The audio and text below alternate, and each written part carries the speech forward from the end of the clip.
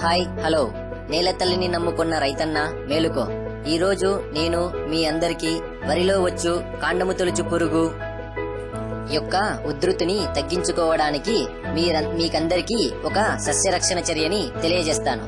దీనికోసం మీరందరూ తప్పకుండా వరి నారుమడిలో నుంచి ప్రధాన పొలంలో నాట్లు వేసే ముందు నారు యొక్క పై కొనలను కత్తిరించవలెను.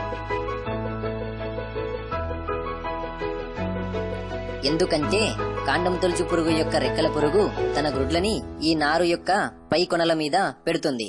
దీనివల్ల